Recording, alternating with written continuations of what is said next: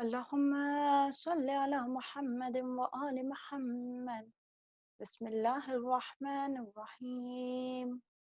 اللهم كن لوليك الحجة بن الحسن صلواتك عليه وعلى آبائه في هذه الساعة وفي كل ساعة وليا وحافظا وقائدا وناصرا ودليلا وعينا حتى تسكنه أرضك طوعا وتمتعه فيها طويلا. اللهم صل على محمد وآل محمد وعجل فرجهم. أعوذ بالله من الشيطان الرجيم. بسم الله الرحمن الرحيم. اللهم صل وسلم وزد وبارك على صاحب الدعوة النبوية وصولة الحيدرية والإسمة الفاطمية والحلم الحسنية والشجاعة الحسينية والإبادة السجادية والمآثر الباقرية والآثار الجعفرية والعلوم القازمية والحجج الرضوية والجود التقوية والنقاوة النقوية والهيبة العسكرية والغيبة الإلهية صاحب العصر والزمان. اللهم صل على محمد وآل محمد وعجل فرجهم. بدها إلى الصدق المطلق كلمة الله وأمان الله حجة الله القائم بحكم الله الغالب بأمر الله والذاب عن حرم الله إمام السر والإلن صاحب الجود والمنن دافع القرب والمحن الإمام بالحق أبي القاسم محمد. اللهم صل على محمد وآل محمد وعجل فرجهم. أما بعد فقد قال الله تبارك وتعالى في كتابه المجيد وفرقان الحميد وقوله الحق. بسم الله الرحمن الرحيم. ادعوني أستجب لكم. رب اشرح لي صدري ويسر لي أمري واحلل عقدة من لساني يفقه قولي. اللهم صل على محمد وآل محمد وعجل فرجهم. ناظرین السلام علیکم ورحمۃ اللہ وبرکاتہ۔ ساری تعریف اس خدائے بزرگ و برتر کے لیے ہے جو دونوں جہانوں کا پروردگار ہے، اور درود و سلام ہو محمد و آل محمد پر۔ اللہم صل علی محمد و آل محمد وعجل فرجهم۔ اہل بیت طاہرین نے بہترین دعائیں ہمیں سکھائی ہے۔ اس موضوع پر آنے سے پہلے میں شکریہ ادا کرنا چاہوں گی والفجر چینل کا، کہ جنہوں نے ہمیں یہ بہترین موقع دیا کہ ہم اس طرح سے چینل پر آپ تمام سے جو علوم آل محمد ہے اسے پھیلا سکے اور آپ تمام کے ساتھ اس علم کو شیئر کر سکے۔ یقیناً لاک ڈاؤن کا زمانہ ہے۔ جب یہ لاک ڈاؤن کا آغاز ہوا تھا تو لوگ احساس کر رہے تھے کہ کس طرح سے مجلس ہوگی، کس طرح سے ہم فرش عزا پر جائیں گے، لیکن ان چینلوں کی وجہ سے کہ ہم دیکھ رہے ہیں کہ ہم اپنے گھروں میں ہم نے فرش عزا کو بچھایا ہے، ہر گھر میں مجلس ہو رہی ہے، ہر گھر میں مولا کا ذکر ہو رہا ہے، ہر گھر میں علوم آل محمد کو پھیلایا جا رہا ہے، علم کا تذکرہ کیا جا رہا ہے۔ ہم دیکھ رہے ہیں کہ ہر گھر جو ہے وہ عزا خانہ بن چکا ہے۔ دعا کرتے ہیں پروردگار عالم سے کہ پروردگارہ ان کی توفیقات میں اور اضافہ فرمائے، اور جو یہ بہترین کام کر رہے والفجر چینل والے، پروردگارہ تو انہیں اجر عظیم عنایت فرما۔ الہی آمین۔ آئے عزیزو، ہم اپنے موضوع کا آغاز کرتے ہیں، اور ہمارا موضوع ہے دعا۔ دعا ایک بہترین ایسا ذریعہ کہ انسان جب اپنے رب سے مخاطب ہوتا ہے، جب اپنے رب سے کچھ سوال کرتا ہے، لیکن دعا صرف زبانی تلاوت کا نام نہیں ہے کہ جیسے ہم کتابیں اٹھاتے ہیں ہم دعا پڑھ رہے ہیں، یقیناً ثواب ہے، لیکن دعا کا مطلب کیا ہے؟ دعا جیسے کہ ایک محتاج اپنے رب سے سوال کر رہا ہے، اپنے رب سے مانگنے کا نام دعا ہے۔ ایک محتاج جیسے سوال کرتا ہے، ایک سوالی جیسے سوال کرتا ہے، ہم اپنے رب کے سامنے سوال کر رہے ہیں۔ عزیزان محترم، ہم دعائیں تو بہت زیادہ پڑھتے ہیں، لیکن دعاؤں کا ایک طریقہ ہے، دعا کا ایک فلسفہ ہے کہ انسان جب بھی خدا کی بارگاہ میں آئے تو پہلی چیز یہ ہے کہ ہمیں شکر ادا کرنا ہے خدا کا۔ خدا کے سامنے جب ہم آتے ہیں تو خدا سے شکر کرے کہ اے پروردگارہ تو نے کتنی نعمتیں ہمیں عنایت فرمائی ہے۔ جیسے کہ مولا امیر المؤمنین علی ابن ابی طالب علیہ السلام، اللہم صل علی محمد و آل محمد وعجل فرجہم، مولا امیر المؤمنین فرماتے ہیں اس شخص سے کہ وہ ایک شخص جو ہے وہ لمبی لمبی دعائیں مانگ رہا تھا مسجد کوفہ میں، مولا نے اس سے جا کر کہا کہ اے شخص، خدا بڑی دعائیں بھی سنتا ہے تو اللہ چھوٹی دعائیں بھی سنتا ہے۔ یعنی ایک کہنا کافی تھا، سمجھانا کافی تھا، سمجھدار تھا۔ مولا نے جیسے یہ جملہ کہا، اس شخص نے سوال کیا تو مولا آپ بتائے میں کون سی دعا مانگوں خدا کی بارگاہ میں؟ اس وقت امام نے ایک دعا سکھائی تھی جو کتابوں میں موجود ہے، جسے دعائے جامع کے نام سے جانا جاتا ہے۔ 4 جملوں کی دعا ہے، 4 لائن کی دعا ہے۔ بسم اللہ الرحمن الرحیم، شکرن الحمد للہ علی کل نعمت۔ پہلی ہی لائن کیا تھی اس دعا کی کہ مولا فرماتے ہیں کہ سب سے پہلے ہم خدا کا شکر ادا کریں، سب سے پہلے ہم خدا کا شکر کریں، الحمد للہ علی کل نعمت، اے خدا تو نے جتنی نعمت دی ہے نا میں تیرا شکر ادا کرتی ہوں۔ پہلے شکر کرے، اس کے بعد خدا سے طلب کرے۔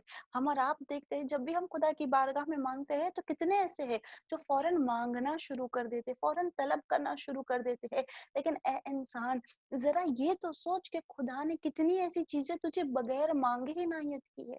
ہم سانس لے رہے ہیں، یہ پانی موجود ہے، یہ گھر میں ہم رہ رہے ہیں، یہ فضا، یہ تمام شے وہ ہے کہ خدا نے کتنی نعمت انسان کو عنایت فرمائی ہے۔ پہلے شکر تو ادا کرے خدا کا، اس کے بعد خدا سے طلب کرے۔ یہ پہلی چیز ہے کہ جب بھی خدا سے دعا مانگو تو شکر کر کے دعا مانگو۔ دوسرا یہ ہے کہ جب بھی دعا مانگتے کیسے دعا مانگے، کس طرح سے دعا مانگے۔ حضرت عیسیٰ نے خدا حضرت عیسیٰ سے گفتگو کر رہا ہے اور حضرت عیسیٰ سے یہ کہہ رہا ہے کہ اے عیسیٰ اس بندے کی طرح دعا مانگو کہ جو ڈوب رہا ہے۔ ایک بندہ ہے جو دریا میں ڈوب رہا ہے، بیچ سمندر میں ہے، وہ ڈوب رہا ہے اور دور دور تک بچانے والا کوئی نہیں، دور دور تک اس کی ہیلپ کے لیے کوئی نہیں ہے۔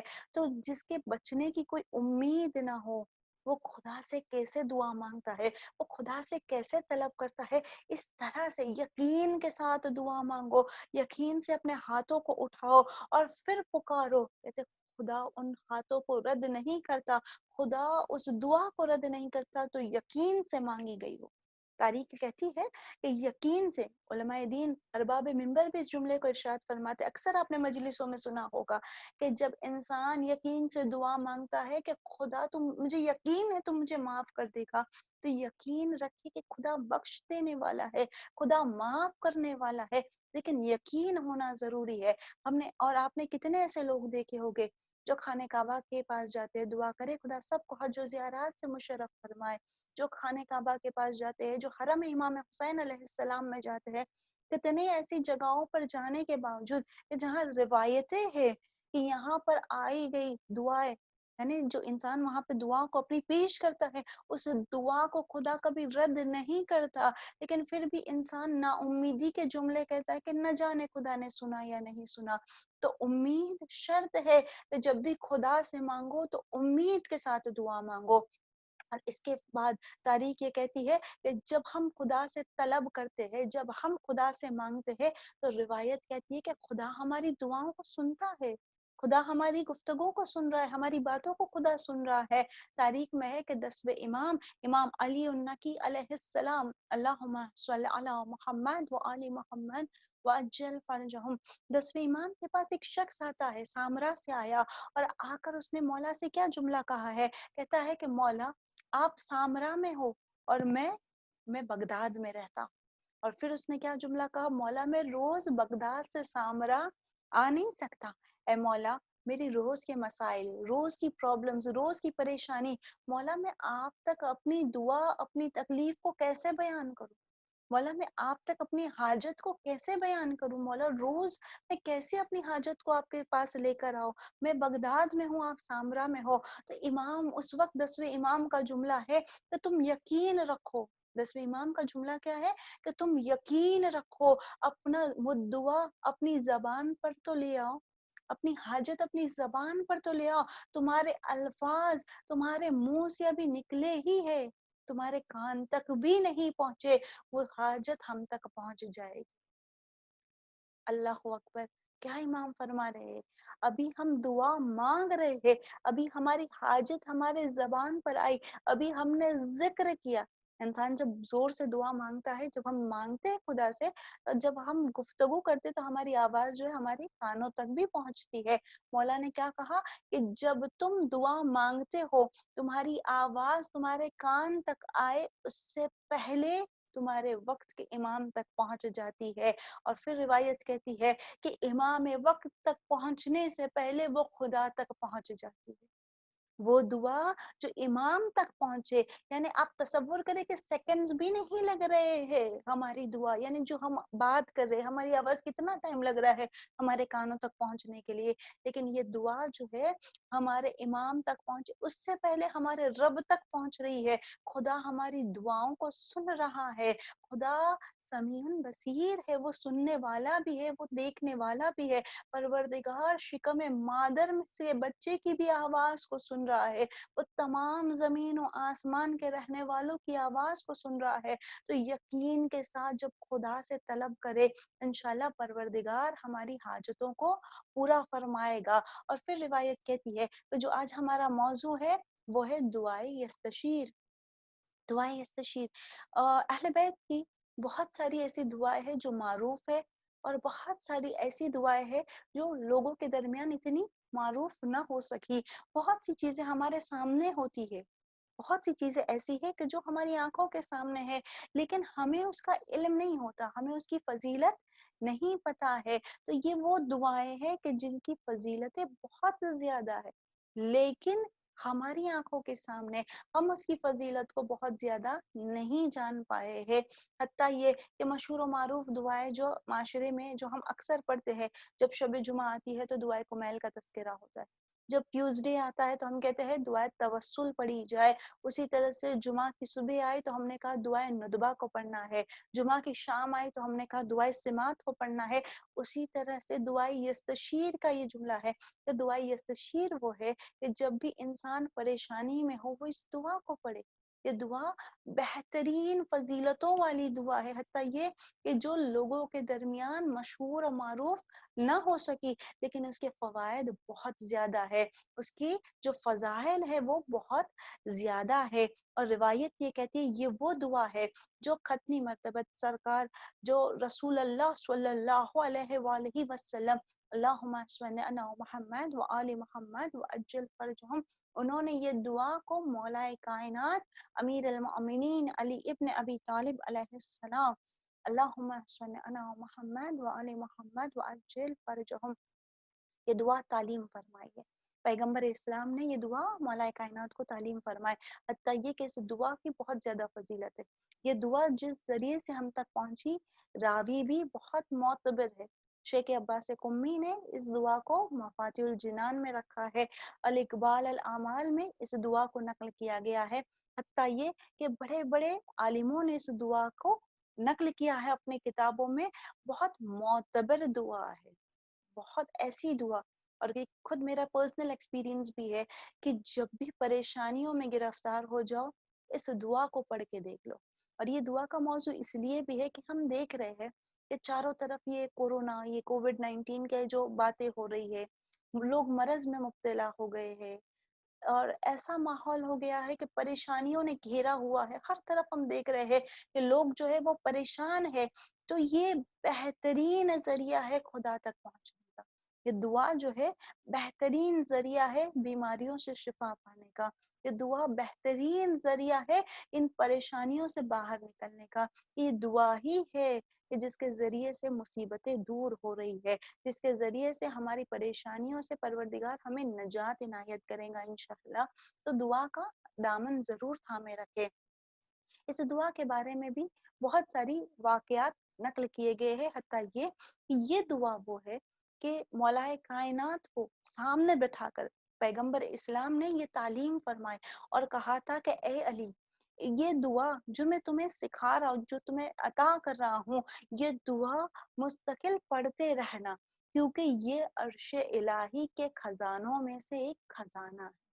یہ دعائے یستشیر جو ہے وہ عرش الہی کے خزانوں میں سے ایک خزانہ ہے جو میں تمہیں عطا کر رہا ہوں۔ اس دعا کو اپنے سینے سے لگا کے رکھنا۔ پیغمبر کیا فرما رہے مولا کائنات سے کہ اے علی، اس دعا کو ہمیشہ اپنے سینے سے لگائے رکھنا۔ کہتے ہیں جب پیغمبر اسلام مولا کائنات کو یہ تعلیم دے رہے تھے، یہ سکھا رہے تھے، تاریخ کہتی ہے اس وقت ایک صحابی کے جن کا نام تھا ابن قعب انصاری، یہ وہیں پر موجود تھے، اور انہوں نے جب یہ گفتگو کو سنا تو سوال کیا کہ یا رسول اللہ، اس دعا کے اور کیا فضائل ہے، اس دعا کی اور کیا بینیفٹس ہے، اس دعا کے بارے میں اور کچھ مجھے بیان کرے۔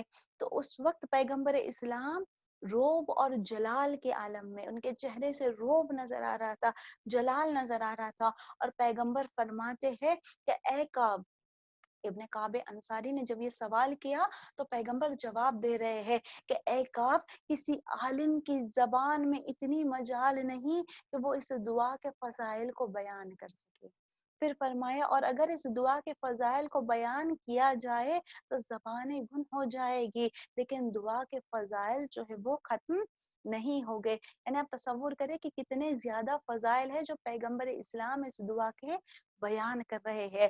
اور پھر تاریخ کہتی ہے کہ جیسے ابن کعب نے جب یہ جملہ سنا تو تڑپ کے رسول اللہ سے کہتے ہیں یا رسول اللہ، کچھ تو بیان کر دیجئے، یا رسول اللہ کچھ تو فضائل مجھے بتا دیجئے۔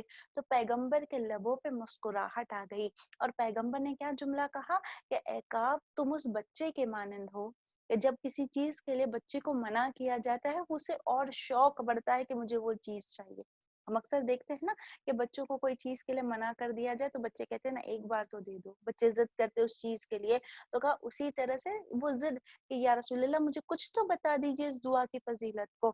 تو ایک مرتبہ پیغمبر نے فرمایا کہ میں تمہیں چند فضیلت بتاتا ہوں اس دعا کی، اور پہلی فضیلت جو پیغمبر اسلام بیان کر رہے ہیں، فرماتے ہیں کہ جو اس دعا کو پڑھتا ہے، دعا یستشیر کو پڑھنے والا جو اس دعا کو پڑھتا ہے، خیر و برکت کا ایک نور اس کے وجود سے بلند ہوتا ہے، اور آسمان کے جانب اس طرح چلا جاتا ہے کہ اس کا پورا وجود جو ہے وہ نورانی ہو جاتا ہے۔ اور پھر اس کے بعد فرمایا دوسری فضیلت یہ ہے کہ جو اس دعا کو 3 مرتبہ پڑھے گا، جو اس دعا کو 3 مرتبہ پڑھے، پروردگار اسے دنیا اور آخرت کی کوئی ایسی حاجت نہ ہوگی کہ جسے پورا نہ کرے۔ یعنی اگر کوئی حاجت لے کر ہم بیٹھے ہیں، یہ میرا پرسنل ایکسپیرینس بھی ہے کہ جب کوئی چیز ہمیں لگتی ہے نا یہ امپاسبل ہے، جب کوئی ایسی چیز ہو کہ جیسے ہمیں لگتا ہے کہ یہ ہو ہی نہیں سکتا، یہ پاسبل ہی نہیں، یہ ہونے ہی والا نہیں ہے، تو آپ اس دعا کو پڑھ کے دیکھ لیجئے، ہر ناممکن کو ممکن بنانے والا میرا رب ہے، پروردگار عالم۔ ہم جو چیز سوچتے ہیں نا، خدا کن فیکون کا مالک ہے، وہ کہتا ہے ہو جا تو وہ چیز ہو جاتی ہے۔ تو کہا کہ جو اس دعا کو پڑھے، جیسے ہم دعائے مشلول کے بارے میں سنتے رہتے ہیں، تو دعائے مشلول کیا ہے کہ جب دعائے مشلول کو پڑھتے ہیں تو اس میں اعظم ہے، خدا کے وہ بہترین نام ہے کہ جب خدا کے سامنے ان ناموں کا ذکر کیا جاتا ہے تو دعائیں مستجاب ہو جاتی ہے۔ دعائے یستشیر کے بارے میں بھی علماء بیان کرتے ہیں، اس میں بھی اس میں اعظم ہے کہ جب تم اسے پڑھتے ہو خدا تمہاری حاجتوں کو پورا کرتا ہے۔ جو تو 3 مرتبہ اس دعا کو پڑھے، اس کا وقت کیا ہے؟ پیغمبر نے بتایا اس دعا کو صبح بھی پڑھو، اس دعا کو شام کو بھی، یعنی سونے سے پہلے بھی اس دعا کو پڑھا جائے۔ 3 مرتبہ صبح، 3 مرتبہ رات کو، حتیٰ وقت کیا ہے؟ صبح نماز کے بعد اس دعا کو 3 مرتبہ پڑھے، رات کو سونے سے پہلے 3 مرتبہ، کہ جب کوئی حاجت ہو، جب کوئی ڈفیکلٹی ہو، جب چاروں طرف سے پریشانیوں میں مبتلا ہو، اس وقت اس دعا کو پڑھے۔ کا اس کے بعد فرمایا تیسری چیز کیا ہے؟ کہا آپ اب تصور کر سکتے کہ دعا کی فضیلت کتنی زیادہ ہے، کہ ہم جو دعا پڑھ رہے ہیں ایک دعا کا کتنا زیادہ پروردگار بینیفٹ ہمیں دے رہا ہے۔ علامہ امینی اس جملے کو نقل کرتے ہیں کہ پروردگار نے دنیا کو ایک علی دیا، اور وہ ایک علی جو ہے وہ شیعوں کے نصیب میں آ گیا، اور کہا کہ جب لوگوں نے اہل بیت کے دامن کو چھوڑ دیا تو وہ اہل بیت کی ان دعاؤں سے بھی جیسے محتاج ہو گئے، اس دعا سے بھی ان کے پاس وہ دعائیں نہ رہی کہ جو اہل بیت طاہرین نے بہترین دعائیں سکھائی ہے، وہ دعاؤں سے بھی محروم ہو چکے ہیں۔ بہترین دعائیں اہل بیت طاہرین علیہ السلام نے ہمیں سکھائی ہے، کہ جس میں ایک دعا کہ ایک قوم کے طالب علم گزرے ہیں، کہتے ہیں کہ جب میں حج کے لیے گیا تھا اور جب طواف کر کے جب میں نے زمزم کے پانی کو پینا چاہا، تو زمزم کا پانی پی کر میں نے ایک دعا پڑھی، اور وہ دعا کیا ہے؟ روایت میں ہے چوتھے امام کی جو دعا ہے کہ جب ہم زمزم کے پانی کو پیتے ہیں تو اس کا ترجمہ میں آپ کے سامنے بیان کرتی چلوں کہ پروردگارہ اس زمزم کے پانی کو جو میں پی رہی ہوں، پروردگار یہ میرے لیے صرف پانی قرار نہ دینا، یہ میرے لیے نفع بخش علم قرار دے، اس زمزم کو میرے لیے نفع بخش علم قرار دے۔ دوسرا یہ کہا اس زمزم کے صدقے میں میرے رزق میں اضافہ کر دے، مجھے وسیع رزق عنایت فرما۔ تیسرا فرمایا اے پروردگارہ اس زمزم کو میرے جسم کی بیماری سے شفا بخش بنا دے، یعنی یہ زمزم کا پانی جو میں پی رہی ہوں اس سے میرے جسم کی جو بیماری اس سے مجھے شفا عنایت فرما۔ مختصر سی دعا ہے جو چوتھے امام نے سکھائی ہے۔ کہتے ہیں جب اس نے اس دعا کو پڑھا، کہتے ہیں کہ اس کے قریب ایک عرب تھا جو زمزم کا پانی پی رہا تھا، اور اس نے کوئی دعا نہیں پڑھی، تو یہ قریب جا کر کہتا ہے، یہ طالب علم اس سے کہتا ہے کہ بھائی تو نے زمزم کی دعا نہیں پڑھی جو پانی پینے کے بعد کی دعا ہے؟ تو وہ شاکنگلی تعجب سے پوچھتا ہے اس کے بعد کون سی دعا ہے؟ اس کے بعد مجھے تو نہیں پتا کوئی دعا ہے۔ تو اس نے یہ دعا تعلیم فرمائی، اسے دعا سکھائی۔ کہتے ہیں جب اس نے اس دعا کو سنا، اس دعا کے جملوں کو سنا، عرب تھا، اسے پتا ہے نا دعا عربی اور وہ دعا کے جملے، جب اس نے دعا کو سمجھا، دعا کو سنا، تو ایک مرتبہ کہتا ہے کہ یہ دعا کسی عام انسان کی نہیں، یہ دعا کسی ایسے ویسے نے نہیں لکھی ہے، یہ دعا بتانے والا کوئی بہترین شخص ہے، بتا تجھے یہ دعا کہاں سے ملی؟ تو کہتا ہے یہ دعا میرے مولا چوتھے امام زین العابدین علی ابن الحسین ابن علی ابن ابی طالب علیہ السلام، اللہم صلی علی محمد وآل محمد وعجل فرجہم، میرے مولا نے مجھے یہ دعا تعلیم فرمائی ہے، میرے مولا نے مجھے یہ دعا سکھائی ہے۔ تو کہتا ہے جب اس نے اس دعا کو سنا ہے، ایک مرتبہ بھی یہ گفتگو ہونے لگی، اب اس کے دل میں آیا کہ میں کچھ اور دعائیں سے سکھا دوں۔ کہتے اتنی دیر میں شرطے وہ وہاں کی جو پولیس ہے وہ آ جاتی ہے اور دونوں کے بیچ میں جدائی ڈالنے لگی کہ آپ لوگ ہٹ جاؤ، یہاں پہ کیوں کھڑے ہو؟ کہتے جب اسے دور کرنے لگی تو اس نے باواز بلند کہا، اس شیعہ نے باواز بلند کہا کہ اے عرب، اگر تم چاہتے ہو، تمہیں اور دعائیں جاننی ہے، تمہیں سمجھنا ہے، تو مفاتیح الجنان بہت بہترین کتاب ہے، اس کتاب میں سے تم بہت ساری دعائیں پڑھ سکتے ہو۔ یہ گفتگو کر رہا تھا تو وہ آواز دے کر، وہ عرب آواز دے کر کہتا ہے اے شخص، یہ ایک دعا کافی ہے جو میرے دل کو تبدیل کر دے، اور وہیں پر آواز بلند کہتا ہے اشہد ان لا الہ الا اللہ، اشہد ان محمد رسول اللہ، اشہد ان علی ولی اللہ۔ آپ تصور کریں کہ ایک دعا جو زمزم کی دعا ہے، پروردگار اس زمزم کی دعا کے صدقے میں کسی کے دل کو اس طرح سے تبدیل کر دیتا ہے، کسی کی ایمان کو کس طرح بلند کر دیتا ہے، آپ تصور کریں۔ تو یہ دعائیں جو بہترین دعا جو ہمیں ملی ہے اس میں سے دعائیں یستشیر۔ کہا تیسری فضیلت جو پیغمبر اسلام بیان کر رہے دعائیں یستشیر کی وہ یہ ہے کہ اللہ عذاب قبر سے نجات دیتا ہے، اللہ عذاب قبر سے نجات دیتا ہے۔ جو قبر کی آگ ہے، جو قبر کی جو ہم کہتے ہیں نا کہ جو آگ کے شعلے ہو جائے گی قبر کے اندر، جو عذاب ہوگا آگ کا، پروردگار عذاب قبر سے پروردگار نجات دیتا ہے جس نے دنیا میں دعائیں استشیر کو پڑھ لیا۔ اس کے بعد چوتھا جملہ کہ پروردگار شرع صدر عنایت کرتا ہے۔ شرع صدر کیا ہے؟ جو دعا جس کے ساتھ میں نے آغاز بھی کیا تھا، رب اشرح لی صدری ویسر لی امری واحلل عقدۃ من لسانی یفقہوا قولی۔ حضرت موسیٰ کی جو دعا ہے نا، پروردگارہ میرے سینے کو کشادہ کر دے، میری زبان کی لکنت کو ہٹا دے، یعنی جو میں گفتگو جو میں بیان کر رہا ہوں وہ سامنے والے تک پیغام کو میں پہنچا سکوں۔ یہ جو دعا جو حضرت موسیٰ کی دعا ہے، جو اکثر ذاکرین آپ ان کے زبان سے سنتے رہتے ہیں، یہ شرع صدر کیا ہے؟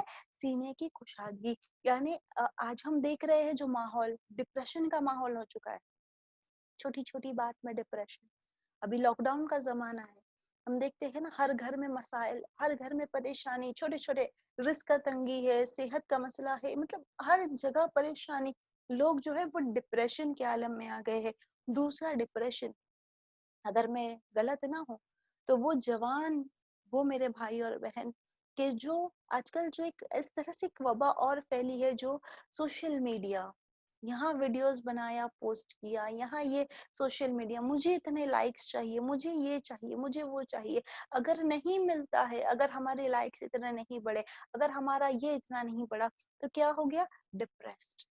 दिमाग पे वो बात आ गई, पूरी पूरी रात नहीं सो रहे हैं, डिप्रेशन में है, बार बार वो खोल खोल के चेक करते कितना लाइक्स हुआ, कितनी चीज हुई।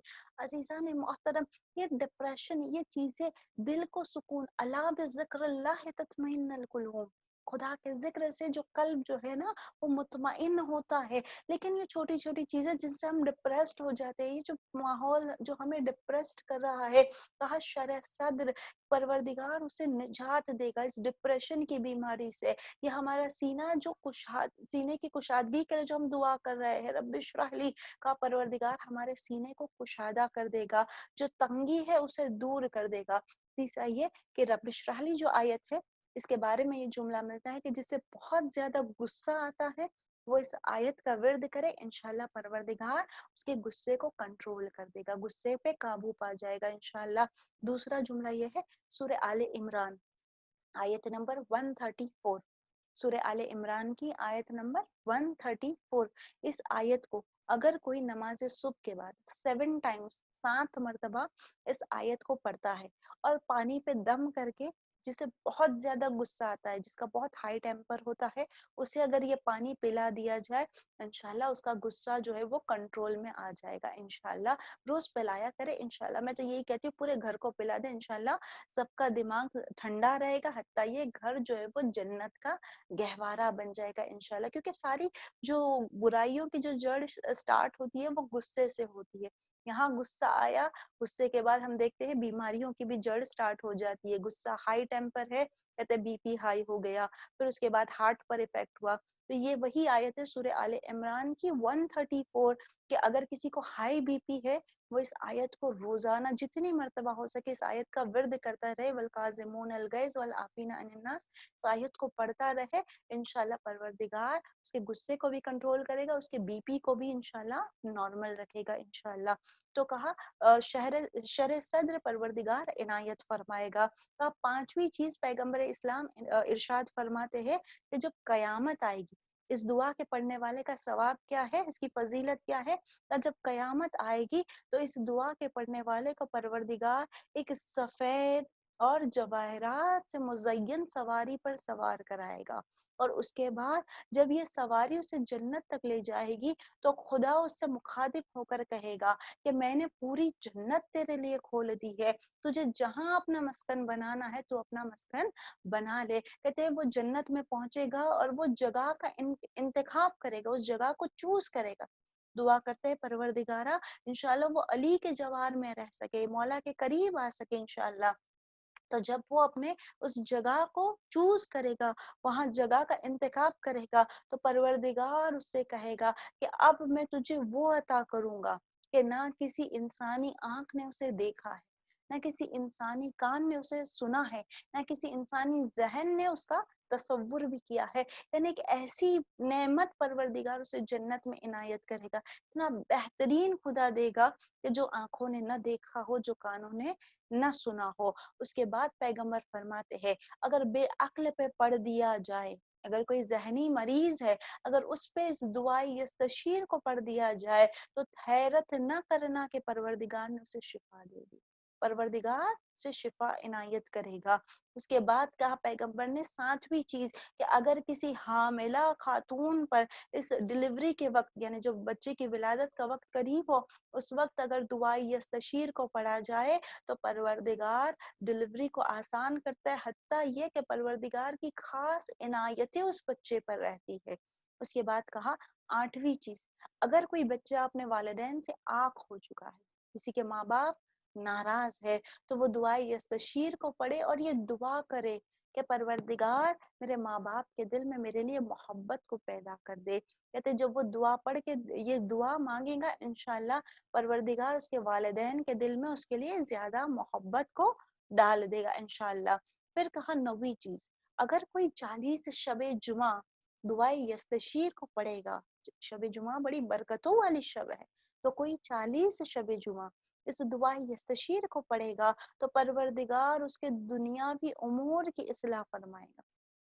जैसे कि अगर कर्जदार है तो उसकी कर्ज की अदायगी हो जाएगी, अगर कोई कोर्ट का केस चल रहा है, कोई ऐसा मसाइल है, तो परवरदिगार उसके तमाम मसलों को हल कर देगा। जो दुनियावी उमूर है, परवरदिगार उसके मसाइल को हल कर देगा। फिर 10वीं चीज इरशाद फरमाई पैगंबर इस्लाम ने कि हर वो शख्स जो सोने से पहले इस दुआ को पढ़े। अब कई मर्तबा ऐसा हो जाता है कि सोने से पहले इंसान बहुत थका हुआ है, हम और आप जो खवातीन रात को जब हम बिस्तर पे हम तकिए पर अपना सर रखते हैं तो किस आलम में होते हैं कि बिल्कुल जैसे डिजी डिजी है, जैसे ऐसा लगता है कि कब आंखें बंद हो जाएगी, कब हमें नींद लग जाएगी, हमें को नहीं पता है ना, इतने थके हुए रहते हैं दिन भर के काम के।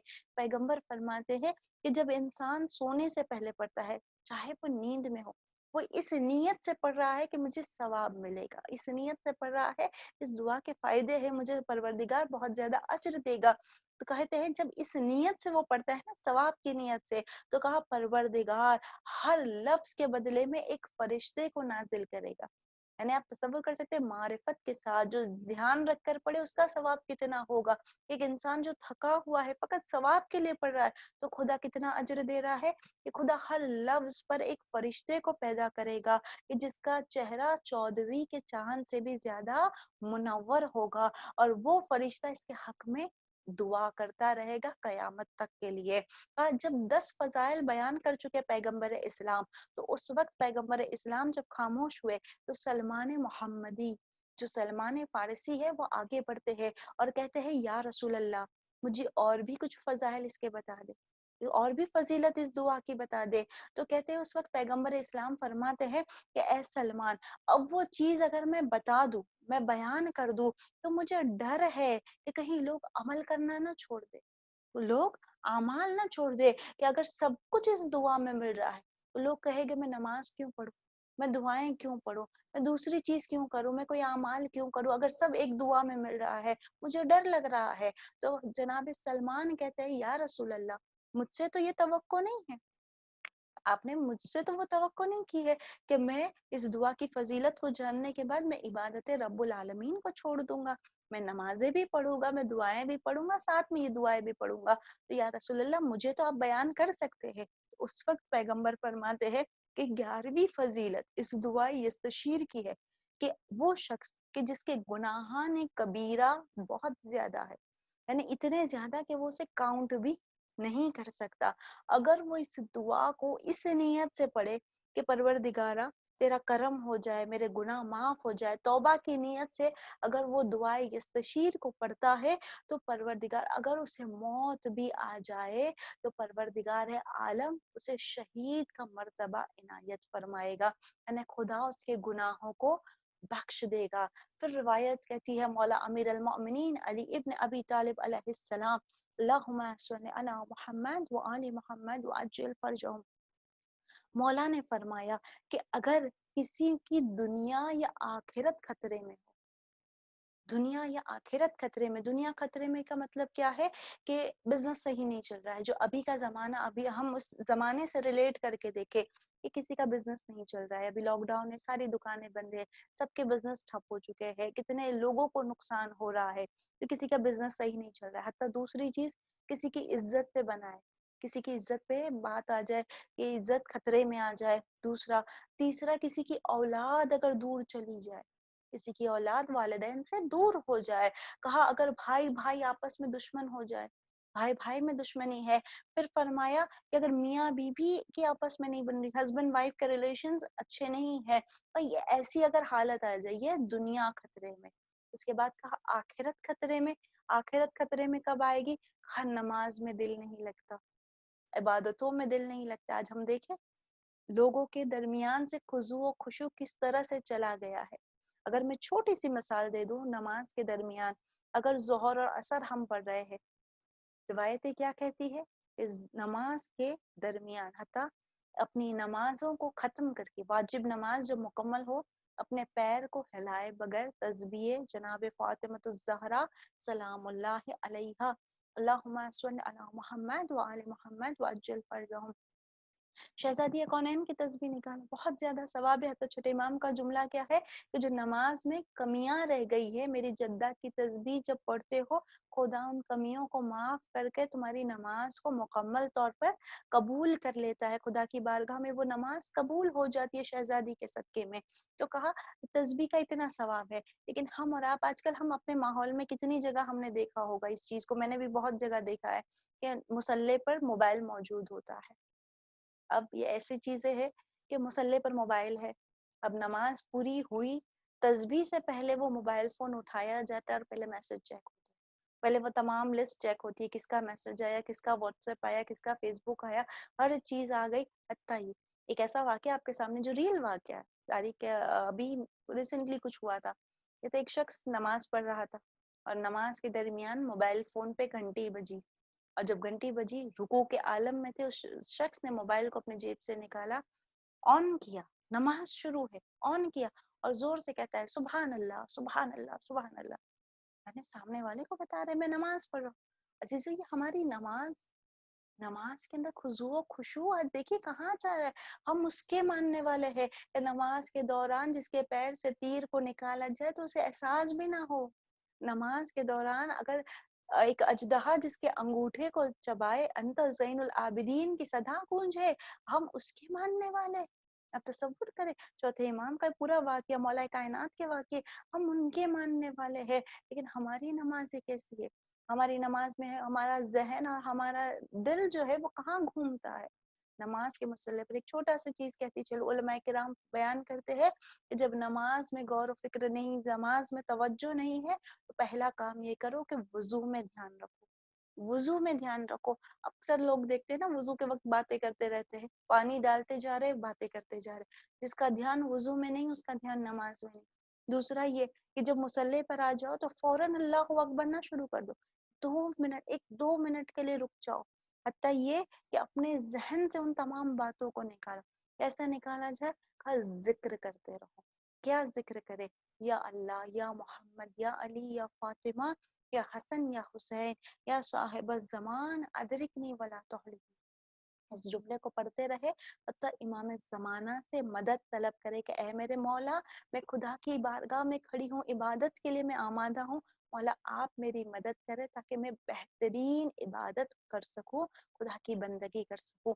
यानी इमाम से आप हेल्प तलब करें, इमाम से आप मांगे। इसके बाद कहा नमाज को फिर आगाज करे, देखिए आपका जहन जो है वो इंशाल्लाह नमाज में रहेगा।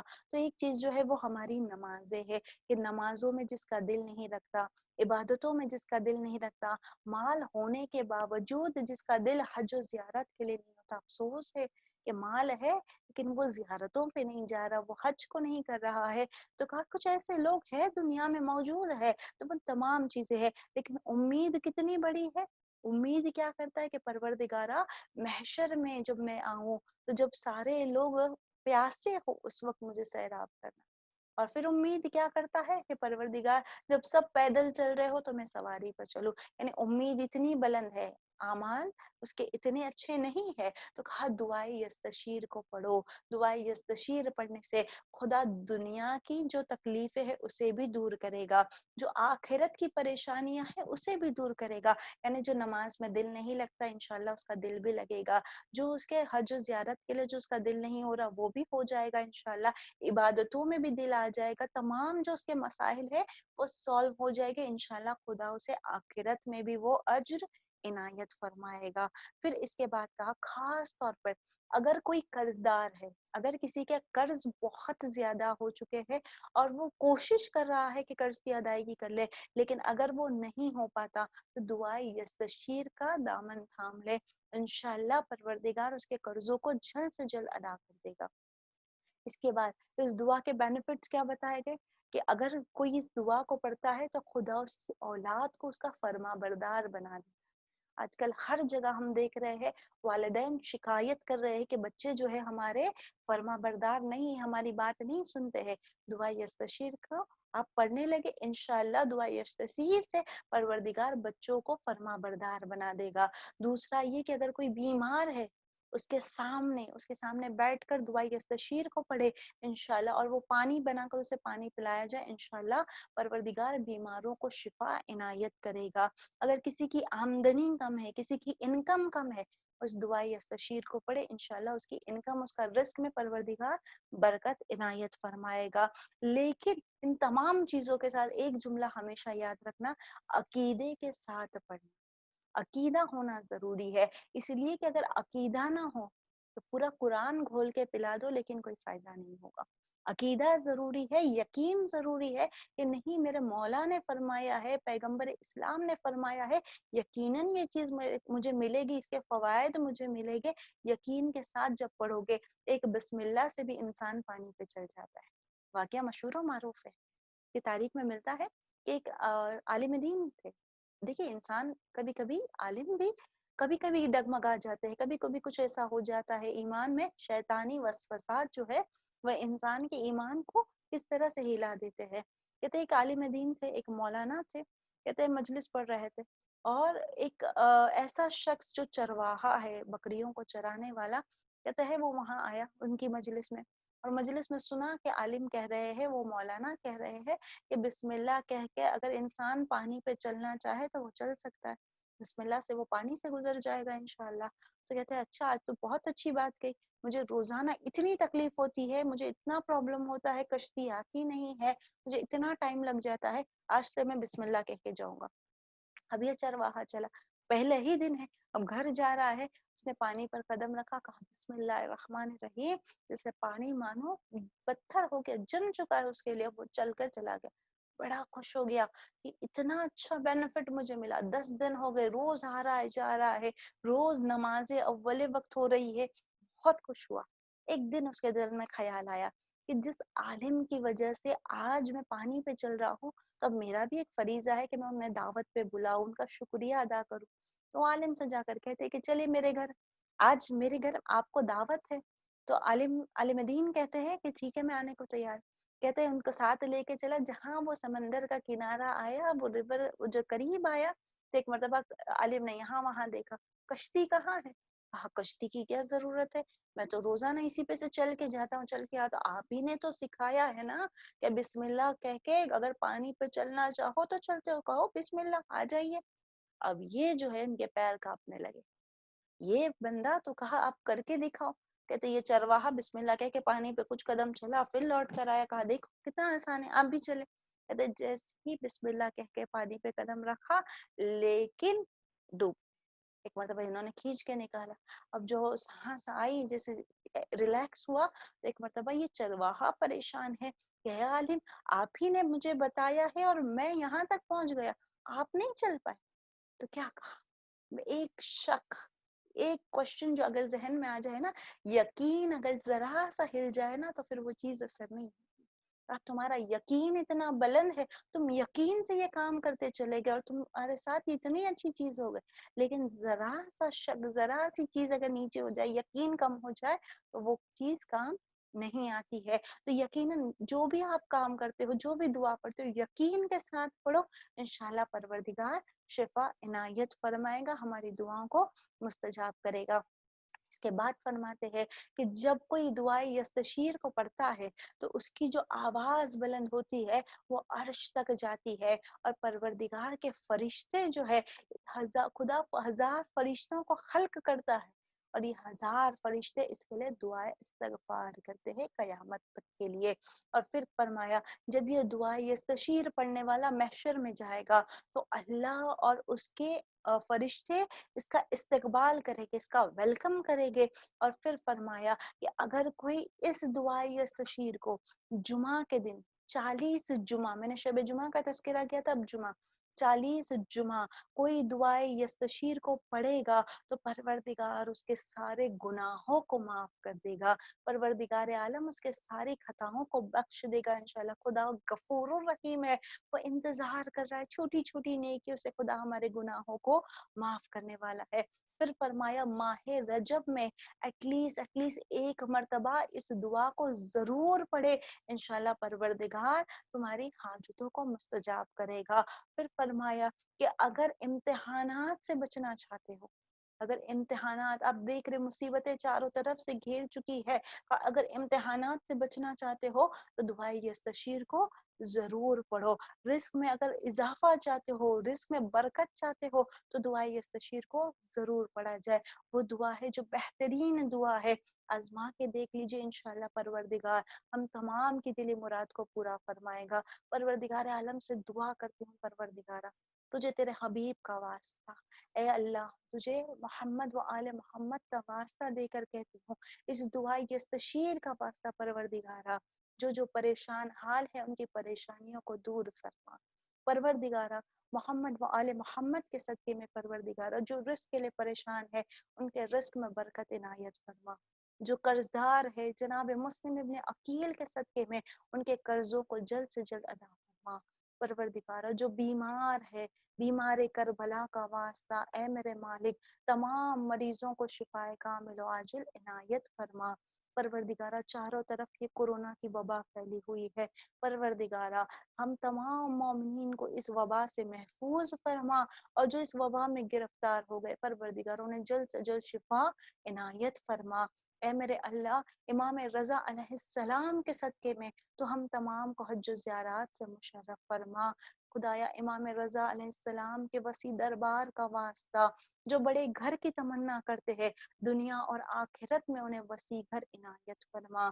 مولا کے صدقے میں خدایا کل مرحوم مومنین والمؤمنات کی تو مغفرت فرما. پروردگارہ محمد و آل محمد کا واسطہ اے اللہ موت سے پہلے جنت البقیع اور جنت المعلا پہ ہمیں سایہ دیکھنا نصیب فرما.